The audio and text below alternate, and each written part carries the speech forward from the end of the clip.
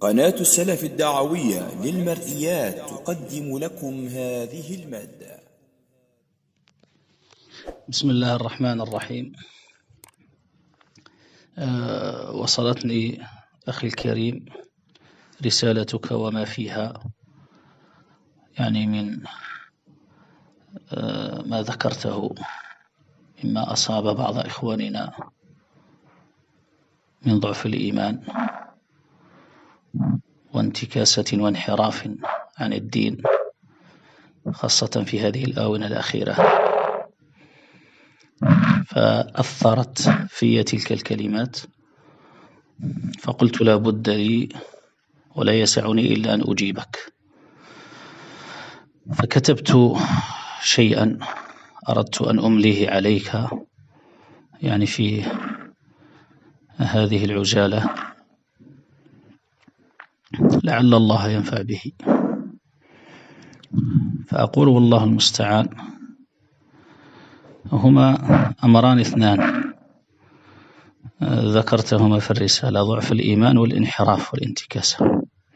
فأما ضعف الإيمان فلم نسلم منه، وكلنا ذلك الرجل، وسببه معلوم.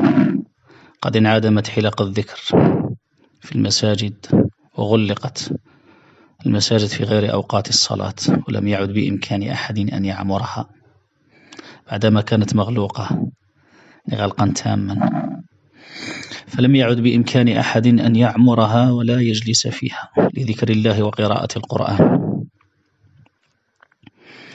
فهذا لا شك يؤثر في من كان دأبه الجلوس في المسجد والمرابطة بين الصلوات أو الرباط بين الصلوات، وهذا السبب معلوم. والمؤمن تأتي عليه أوقات ينتابه فيها الضعف ويأتي عليه الفتور، ولكنه لا ينحرف عن الدين ويترك الصلاة أبدا. فقد وعد الله سبحانه وتعالى بحفظ عباده في السراء والضراء، كما في الحديث القدسي في حديث ابن عباس رضي الله عنهما قال الله تعالى: احفظ الله يحفظك، احفظ الله يحفظك، تعرف إلى الله في الرخاء يعرفك في الشدة. ومن وجد حلاوة الإيمان لا ينحرف عن الدين ولا يختار طريق الانحراف بعدما ذاق حلاوة الاستقامة، لقوله صلى الله عليه وسلم: ثلاث من كن فيه وجد بهن حلاوة الإيمان: أن يكون الله ورسوله أحب إليه مما سواهما، وأن يحب المرء لا يحبه إلا لله، وأن يكره أن يعود في الكفر بعد إذ أنقذه الله منه، كما يكره أن يقذف في النار. فلا يرجع بإذن الله ولا يختار طريق الانحراف بإذن الله بعدما ذاق حلاوة الاستقامة وحلاوة الإيمان.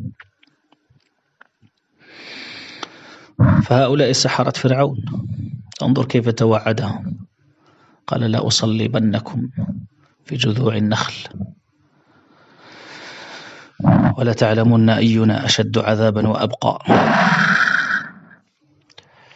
فقالوا: لن نؤثرك على ما جاءنا من البينات والذي فطرنا فاقض ما أنت قاض، إنما تقضي هذه الحياة الدنيا، إنا آمنا بربنا ليغفر لنا خطايانا وما أكرهتنا عليه من السحر والله خير وأبقى. فاختاروا يعني الصلب في جذوع النخل، واختاروا التقتيل على يعني أن يرجعوا إلى الكفر بعد إذا أنقذهم الله منه. كذلك المؤمن، فمن صفات أهل الإيمان كما حدث سفيان أو أبو سفيان هرقل لما سأله عن أصحاب محمد صلى الله عليه وسلم: هل يرجع منهم أحدا؟ قال: لا يرجع أحد منهم أبدا سخطة عن دينه، أبدا لا يرجعون بعدما ذاقوا حلاوة الإيمان. كذلك المؤمن مع ضعفه ولكنه لا ينحرف ولا ينتكس بإذن الله تبارك وتعالى، ولا يترك السجود بين يدي الله ولا يترك الصلاة. وأما الانحراف هذا شأن آخر. الانحراف له أسباب أخرى ليست من أسبابه غلق المساجد ولا تعطل حلق الذكر أبدا، إنما ينحرف من كان خبيث النية، لم يكن صادقا في نيته، وإنما لكل امرئ ما نوى. استقام في الظاهر فقط، لم يجاهد نفسه على تعلم الدين لله رب العالمين والعمل به ابتغاء مرضات الله، لم يطهر قلبه من الرياء والغل والحسد، لم يحرص على استقامة لسانه من الغيبة والنميمة والفحش والبذاء، بقي مكفهر الوجه عابسا مع والديه، فظا غليظا مع جيرانه، مختالا متكبرا على الناس محتقرا لهم، مصرا على الباطل بعدما تبين له، معرضا عن الحق بعدما استيقنه أو استيقنته نفسه. أي استقامة هذه، وأي خير يرجى لمن كانت هذه حاله، نسأل الله العافية. الذي استقام حقيقة تراه حريصا على العلم متواضعا، يفرح بقليل العلم يحصله ونفسه تطمح للمزيد، مصداقا لقوله صلى الله عليه وسلم: من يريد الله به خيرا يفقهه في الدين. تراه بعيدا كل البعد عن مجالس الشر، حريصا على الخير، قد نفعه الله بعلمه، كما قال الزهري أو غيره: كان العبد لا يطلب العلم إلا يسيرا، فيظهر أثر ذلك في صلاته وسمته وخشوعه. إنما ينحرف من تدين بالتشدد والغلو والتنطع، فمآله حتما إلى الانقطاع، كما قال صلى الله عليه وسلم: إن هذا الدين متين فأوغلوا فيه برفق، ولن يشاد أحد هذا الدين إلا غلبه.